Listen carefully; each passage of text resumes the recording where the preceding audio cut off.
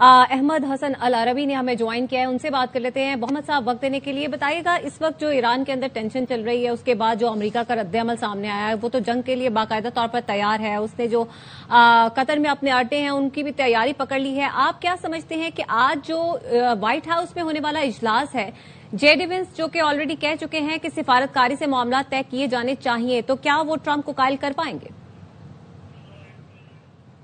जो अभी rising line की जब बात हुई थी, जब इन्होंने इसराइल ने ईरान के ऊपर अटैक किया था और इसराइल की पूरी कोशिश थी कि अमेरिका को बॉक डाउन किया जाए इस जंग के अंदर और अमेरिकन बूट्स ऑन ग्राउंड का इस्तेमाल किया जाए ईरान के ऊपर हमला करने के लिए, तो उस वक्त के अगर आप सिनेरियो को याद करें तो ऐसे ही हुआ था कि डोनाल्ड ट्रंप की तरफ से बहुत जारहाना ट्वीट्स आ रही थी, बहुत जारहाना पोस्ट आ रही थी। और वो पोस्ट आपको याद होगी कि जब उन्होंने कहा था कि evacuate Tehran which is clearly a nuclear threat, लेकिन फिर आपने देखा कि इसी तरीके से जेडी वेंस जो थे उन्होंने कहा कि हमें बाहर की जंगों में इन्वॉल्व नहीं होना चाहिए और मामले को डी एस्केलेट करना चाहिए। और प्रेसिडेंट डोनाल्ड ट्रंप जो थे वो एक एग्रेसिव पोस्चर लिए हुए थे। तो अभी अब से 4-5 महीने पहले जब राइजिंग लाइन 1 हुआ तो सिमिलर सिचुएशन थी और इवेंचुअली आपने देखा कि सैनिटी प्रिवेल्ड और अमेरिका ने डायरेक्ट इन्वॉल्वमेंट नहीं की, वो B-2 बॉम्बर्स वाली एक फेस सेविंग दी ईरान को।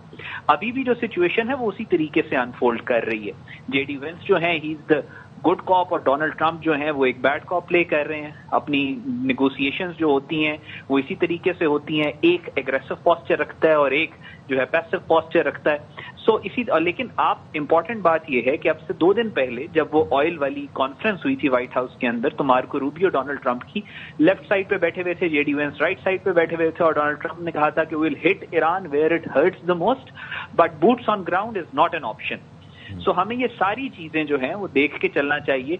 अमेरिका अगर इन्वेड करता है ईरान को या डायरेक्टली इन्वॉल्व होता है ईरान की जंग के अंदर, ये एक पॉसिबिलिटी है, लेकिन ये इतना आसान नहीं होगा। अच्छा, अहमद साहब, आप क्या समझते हैं इस तमाम सूरत हाल का खित्ते पर क्या असर पड़ सकता है? और ये भी बताइएगा, जो मुल्क इस वक्त ईरान के साथ भी जिसके साथ अच्छे ताल्लुकात हैं और अमेरिका के साथ भी अच्छे ताल्लुकात हैं, क्या वो इसमें सालिसी की बात कर सकते हैं, मुज़ाकरात की बात कर सकते हैं? जी देखिए, बिल्कुल ऐसे ही है। इसमें बहुत सारी ऑप्शंस हैं। लार्जर पिक्चर को समझने की हमें जरूरत है।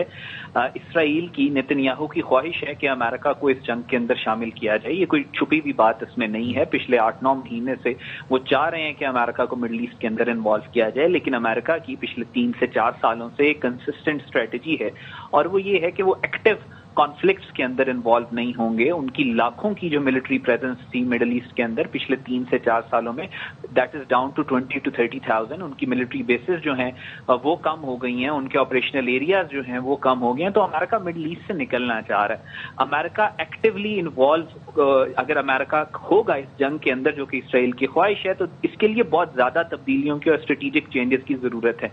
This is a question mark कि डोनाल्ड ट्रंप की एडमिनिस्ट्रेशन जो कि मेक अमेरिका ग्रेट अगेन का नारा लेके आई है और जो एंटी ग्लोबलिस्ट है, जो नेशनलिस्टिक बात कर रहे हैं, जो ये कहते हैं हमें बैरूनी जंगों में इन्वॉल्व नहीं होना चाहिए, वो किस तरीके से इसको मनूवर करेंगे। लेकिन इसमें वो ममालिक जिनका पहले भी जब राइजिंग लाइन 1 था तो Pakistan played a very vital role मामले को डी एस्केलेट कराने के लिए, और अभी भी इस सिचुएशन के अंदर भी जो मुल्क सालसी का किरदार अदा कर सकते हैं, जो मीडिएटर्स के तौर पे एक्ट कर सकते हैं, उनके ऊपर बहुत ज्यादा इन्हिसार होगा और बहुत ज्यादा रिस्पॉन्सिबिलिटी होगी इस कॉन्फ्लिक्ट को भी डी एस्केलेट करने के लिए। अच्छा, इसमें प्लीज अच्छा अहमद, ये बताइएगा बुनियादी तौर पर कि इसमें जाहिर है हमारा एक कंसर्न ये भी है कि हमारे ईरान के साथ क्योंकि बॉर्डर है और एक तवील बॉर्डर है, और दूसरी तरफ हमारे अमेरिका के साथ ताल्लुकात जो हैं वो दोबारा उस जगह पर आ चुके हैं कि जहां हम हमेशा ख्वाहिश किया करते थे। तो अब इसमें एक बैलेंस रखना, अगर ये हमला हो जाता है, कार्रवाई हो जाती है लेट्स से, तो फिर हमारा जो रद्द-ए-अमल है वो किस तरह का होगा, कितना नपातुला होना चाहिए, बल्कि खित्ते के बाकी ममालिक चीन और रशिया जिस तरह से अभी तक रिएक्शन दे रहे हैं, जब लेट्स से कि ये कार्रवाई हो जाती है तो उसके बाद सूरत हाल किस तरह से एस्केलेट करेगी? अच्छा देखिए, मैं आपको एक बड़ी यहाँ पे आपने अगर इसको सिचुएशन को अगर आप क्लोजली मॉनिटर करें तो दुनिया में जितने भी ममालिक इंटरनेशनल या ग्लोबल कॉन्फ्लिक्ट्स के अंदर कोई से रखते हैं या इन्वॉल्व हैं, फॉर एग्जांपल अमेरिका है, तो अमेरिका की अपनी एक मोटिवेशन, अपना इंटरेस्ट है जियो स्ट्रेटेजिक और जियो पोलिटिकल। उनमें उनकी डेमोक्रेसी है, कैपिटलिस्टिक मॉडल ऑफ गवर्नेंस है और अमेरिका का यूनिपोलैरिटी के अंदर पूरी दुनिया पे अपना तसल्लुत कायम रखना एक इम्पॉर्टेंट फैक्टर है। चाइना अगर दुनिया में कहीं पे भी इन्वॉल्व होता है तो चाइना के अपने इकोनॉमिक बेनिफिट्स हैं, चाइना जियो इकोनॉमी को बहुत करीब से देख रहा है और चाइना का अपना इंटरेस्ट है जियो इकोनॉमिकली। रशिया अगर दुनिया में कहीं पे भी इन्वॉल्व होता है तो उसका अपना इंटरेस्ट है कि नेटो کے خلاف اور یورپین جو اس کے خلاف ایک محاذ رشیا کے خلاف بنا ہوا ہے اس کو کاؤنٹر کرنا.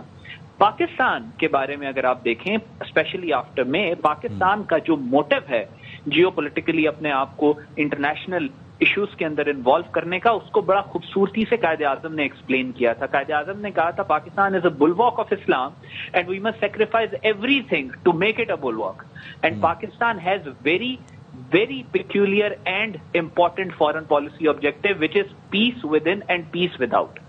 پاکستان کا جو فورن پالیسی آبجیکٹو ہے وہ پیس ود ان اور پیس ود آؤٹ ہے. اس کے ساتھ پوری دنیا کمفرٹیبل ہے. تو جہاں تک آپ نے بیلنس کی بات کی ہے between America and Iran, Pakistan کا ایک سیڈ موٹو ہے کہ ہم پوری دنیا کے اندر امن اور پیس چاہتے ہیں, ہم خطے میں بھی پیس چاہتے ہیں, اور اس سے نہ امریکہ کو کوئی پرابلم ہوگی نہ ایران کو کوئی پرابلم ہوگی. سچویشن جتنی مرضی ٹینس ہو جائے, پاکستان کا یہ جو گولڈن پرنسپل ہے یہ پاکستان کو ہر سچویشن میں نیویگیٹ کر کے دے گا. اچھا اس میں احمد العربی صاحب یہ بتائیے گا, جس طرح آپ ساری ممالک کی بات کر رہے ہیں خطے کی, تو ایران اٹ سیلف کی کیا سچویشن ہے اس وقت؟ کیا وہ ریڈی ہے؟ کیونکہ ایران تو کہہ رہا ہے کہ وہ مذاکرات کے لیے بھی تیار ہے, جنگ کے لیے تیار بھی ہے, لیکن دانشمندانہ آپشن اگر امریکہ کی جانب سے اپنایا جائے گا تو وہ اس کو ویلکم کریں گے. دیکھیں اس وقت اسرائیل کی جو کوشش ہے وہ رجیم چینج کی ہے. امریکہ بھی چاہتا ہے کہ اگر اس کو بغیر انوالو ہوئے رجیم چینج ہو جائے تو امریکہ کو اس سے کوئی اعتراض نہیں ہے. لیکن اس جو کانفلکٹ ہے, یہ جو ایران کے اندر جو پروٹیسٹ ہو رہے ہیں, اس کی اگر آپ سگنلنگ دیکھیں یا اس کے اندر کی آپ ان کو آپریشنل میکنزم دیکھیں تو پورے مڈل ایسٹ کے اندر جو رجیم چینج آپریشنز امریکہ نے کی ہیں فار دا پاسٹ 70 ایئرز, اور اس کے جو پروٹیسٹ ہوتے تھے یا جس کو سی آئی نے خود ایکنالج بھی کیا کہ ہم کر رہے ہیں, یہ آپ کو اس سے مختلف نظر آتا ہے. اس میں آپ کو زیادہ فٹ پرنٹ موساد کا نظر آتا ہے جس طریقے سے یہ ایکٹ کر رہے ہیں. سو موساد جو اسرائیلی انٹیلیجنس ایجنسی ہے اس کے پاس کیا اتنی کیپیسٹی ہے کہ وہ اپنے اون کے اوپر ایران کے اندر رجیم چینج کر سکے؟ آپ اگر ایران کے اوپر اسٹرائکس کرتے ہیں تو کیا واٹ از دا پاسبلٹی کہ آپ ان اسٹرائکس کو ٹرانسلیٹ کر سکے رجیم چینج پہ؟ یعنی آپ کا آبجیکٹو تو رجیم چینج ہے. سو یہ بہت سارے سوال ہیں. سوری ٹو انٹرپٹ, لیکن اس میں بنیادی طور پر موساد کا جو فٹ پرنٹ ہے, یعنی جو ایران میں کارروائیاں ہوئی اور اسرائیل نے اپنے ٹارگیٹس کو ہٹ کیا, اس انٹیلیجنس نیٹ ورک کو آپ امریکن ٹیکنالوجی کے ساتھ کلب کر کے اگر دیکھتے ہیں اور وینیزویلا کے فارمولے کو یہاں پر لگاتے ہیں, لیٹس سے امریکہ ڈیسائیڈ کرتا ہے کہ ہم نے ایکسٹریکٹ کرنا ہے یا ایلیمنیٹ کرنا ہے اس قیادت کو جو ہمیں پسند نہیں ہے, تو یہ ہی ایک واحد آپشن ہے, کیونکہ وہ جو آپریشن ایجیکس والی صورتحال میں وہ مظاہروں کی صورت, وہ تو صورتحال ڈیفیوز ہو گئی نا, وہ اس طرح سے آیا بھی اور اس کے حق میں بھی ریلیاں آ گئی. پھر تو اب دیکھیں جی آپ کمپلیٹ کیجئے. تو اب یہی ایک صورتحال ہے کہ ایلیمنیٹ کریں, ایکسٹریکٹ کریں وینیزویلا فارمولے پہ موساد کا انٹیلیجنس امریکن ٹیکنالوجی.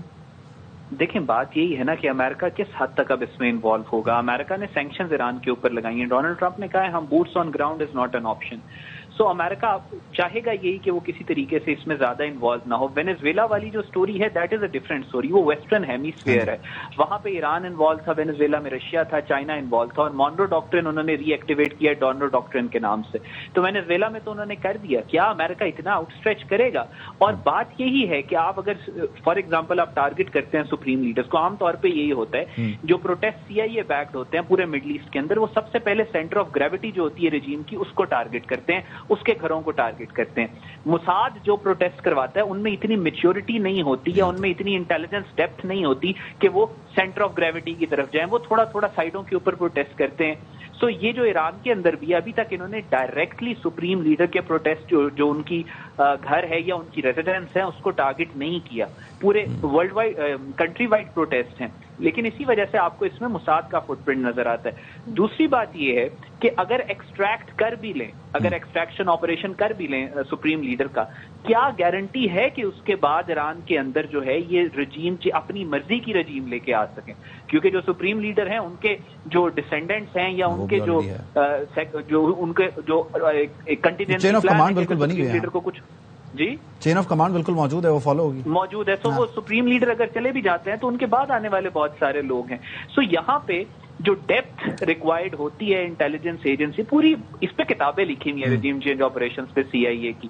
سو جو ڈیپتھ ہوتی ہے وہ ہمیں یہاں پر ابھی نظر نہیں آئی. We are short on time. Ahmad Hassan Arabi, thank you so much for your time, اور مسعود احمد خان صاحب نے ہمیں جوائن کیا. مسعود صاحب thank you for your time.